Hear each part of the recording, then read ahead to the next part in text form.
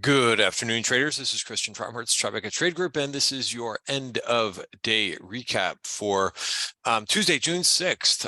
And it is the anniversary of D-Day. So I thought that this was just really something to kind of, I found this site this morning. I was reading Twitter this morning, and this just came up in my feed, but really important to kind of remember things like this and remember those who sacrificed for the country and what they had to deal with.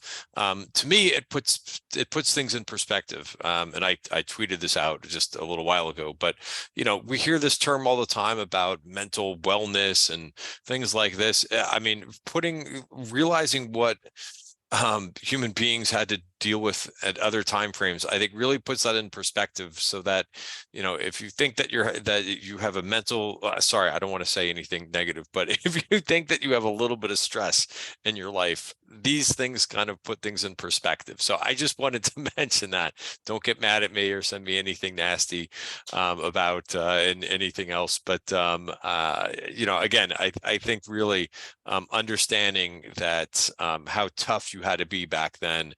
And in trading, you have to be tough too. And so that's why I kind of put things, I highlight some of these things, because I think they're important. Risk disclaimer in front of you. Everything that we're going through is for information purposes. Please read the full risk disclaimer right there.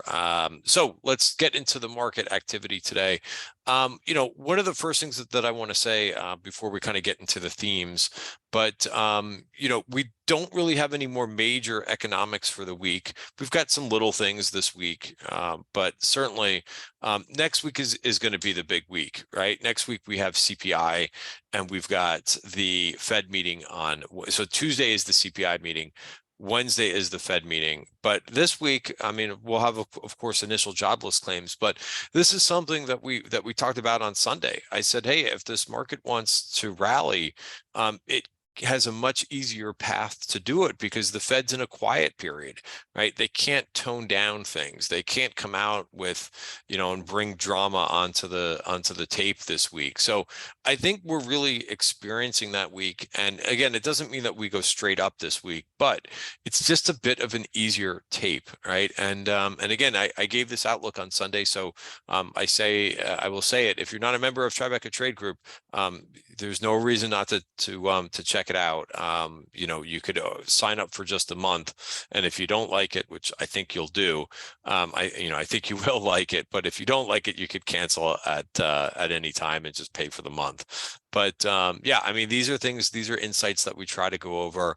There was, I always talk about a couple of things that we discuss in the trading room. But I mean, is it getting an observation today was things are getting a little bit frothy. I agree, but it's one of those situations where I think that you really want to pay attention to the tape, because again, next week there could be a dose of reality in terms of the CPI report and the Fed meeting. And but until then, it's not until Tuesday or Wednesday, so you can prepare for that. You could take off risk going into this, but right now, this is a really nice trading market. I want to go, before we talk about rotation and things like that, I figured I'd just go over the S&P chart, which again didn't really move too much today. This wasn't really where the outperformance was for the day. If you notice, the RSP, which is the equally weighted S&P, again, it just shows you've got, when you equally weight an index, you've got the smaller caps, acting as the same. They're going to move the index the same way as larger caps would do in a market cap weighted index, right? So the small caps get a larger weight, and RSP had a really nice day.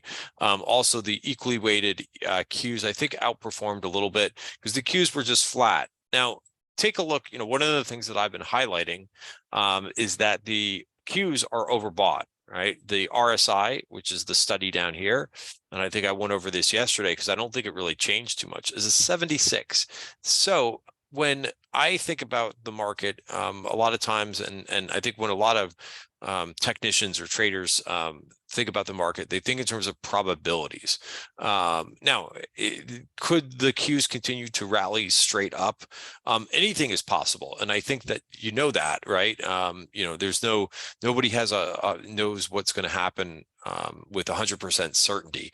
But I think at this point, the rotation that we're seeing is logical. And I think what's also pretty constructive here is we're not seeing the Qs like sell off hard, right? It's the fact that it feels like there's new money being kind of put to work a little bit. Look at the move in IWM today. We talked about in yesterday's video that it was just an inside day in IWM, which an inside day doesn't mean anything, right? It means that there's no change in terms of what's happening. So the very cute little inside, and it was, I think we were down at one point yesterday, like down 1.4% for the day, but there was no change in the trend, no give back in terms of losing this, right? Also, the 5-day moving average was held pretty nicely. So again, very, very impressive to see 2.6% day. Microcaps also had a similar move, up 3% for the day.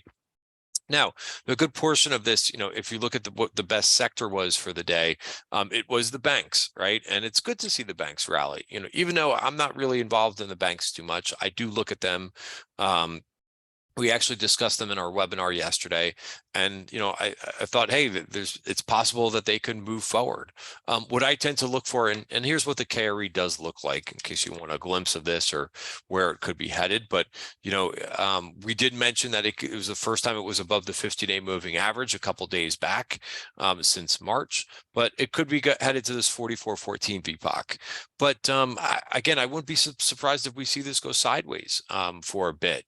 I don't know if it's going to recapture all of the move right away. I personally think it could take a bit of time. And again, I don't have a crystal ball, but if I back up what I think with my actions, and I'm not really long any of the banks here. So if they rally without me, so be it. We can't be in every single area of the market. And I am a trend trader, so I stick to names that are above the 200-day moving average. The VIX falling all the way to about 14. I mean, amazing, right?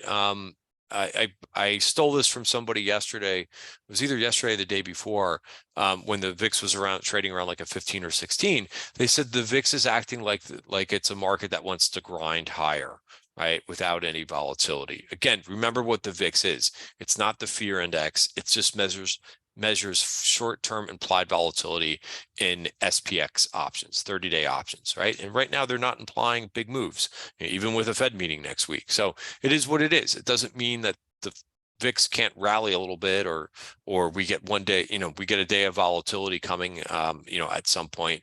But the last couple of times that we've seen a tiny bit of volatility, the VIX has only gone up a little bit. So we'll be mindful of that the next time that we do see that. A lot of other areas participated. As I mentioned, I've gotten here strong. It was a strong breath day today. I think we will get that crossover with the McClellan Summation Index. I haven't looked at it yet, but I'll tweet it out a bit later. What I was really impressed by is, where we're seeing breakouts, right? I'll start with the Homebuilders. I talked about this on a broadcast earlier, but I mean, of all things, right? Every time I post a chart of the Homebuilders, I get people tell me how, wow, this shouldn't be happening, and it's a short because of interest rates. But it's not the only story out there, and it's actually a pretty simple story when you think about it, right? It's about demand and it's supply and demand, right? Apparently, and I'm not an expert on housing, but apparently there's probably still not a good amount of supply on the market, right? And there's still high demand, right? And that's what's going, in my opinion, that's what's going on here, right? But automatically people have drilled into their head, well, housing stocks shouldn't do good when interest rates go higher, right? You gotta be do a little bit more analysis than that, right? Just like it's the same thing with the people tweeting about, oh, it's only 5 stocks that are moving the market, right? You got to do a little bit more analysis than that. Get your hands dirty with the analysis. Do a quick screen.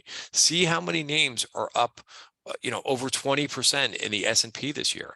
Yes, there's underperformers in there too, but there are, I think I checked yesterday, there was 140 names that were up more than 10% in the S&P. So that's not 5 names, right? Now, again, the bigger names will move the index. But here's a name I never hear anybody talk about. Well, I do hear some people, traders who have been in the market, and are trading know this name, but it's not, you never hear this name being talked about in the 5 or the 6 names, right? SMCI, it was trading at $100 just literally like a couple of weeks ago, right? This is now trading at $233, right? So, there are names out there. So please, like, do a little bit more research, right? Don't go with that lazy analysis and say, oh, geez, it's only these names, right? There's a lot more going on than that. And if you go through the home builders, right? Toll Brothers, right?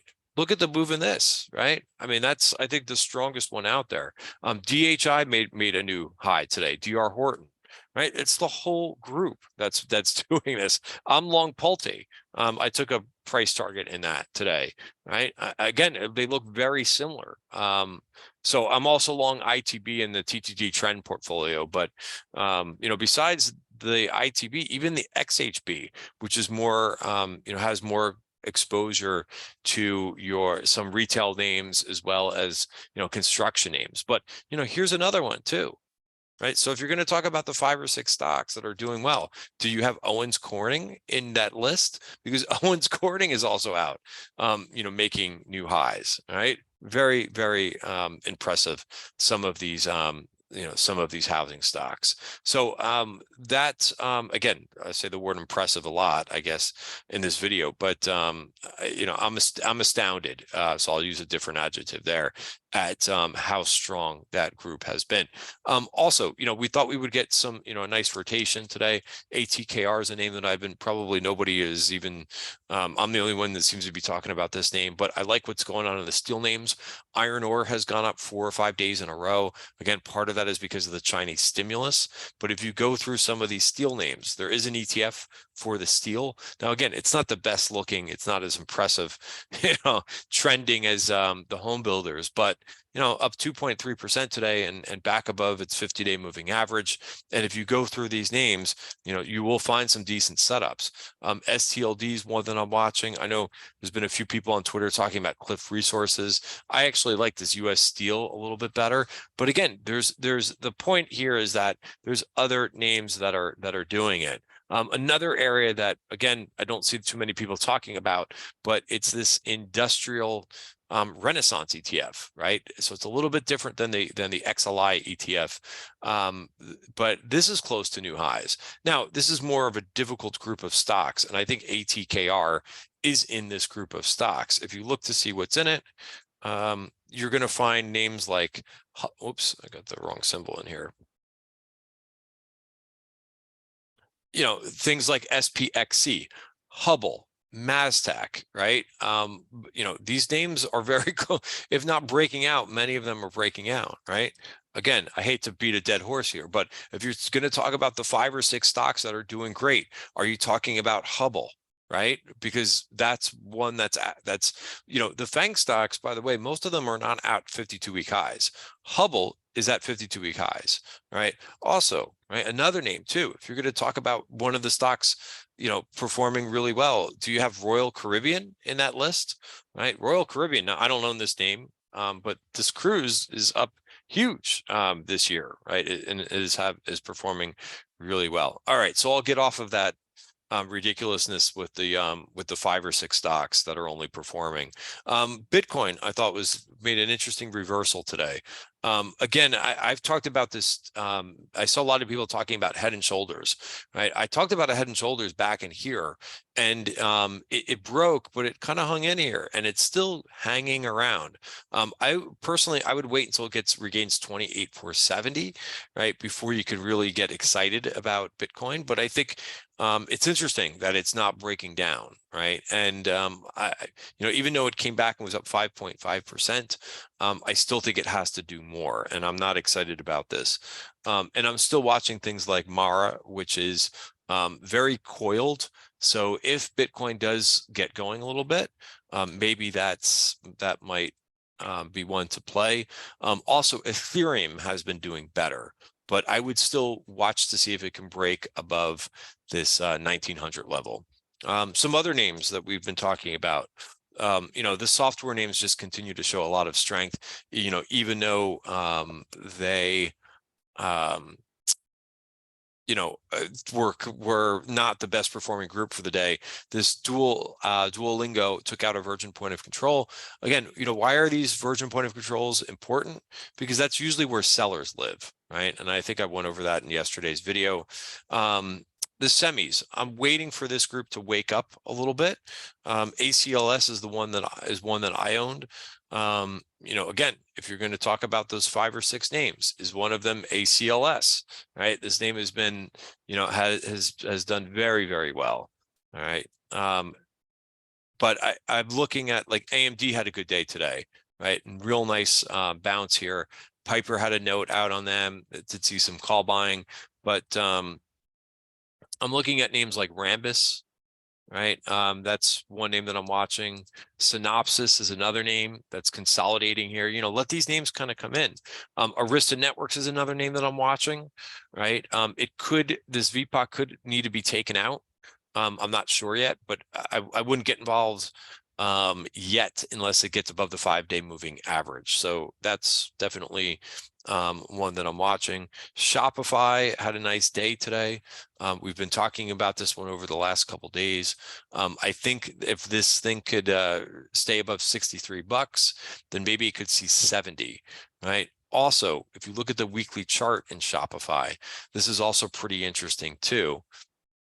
I can get Thinkorswim to adjust it. There we go. Notice it might have the first closing bar above its value area for the year. So I think that's so I said 63, but maybe make it 62.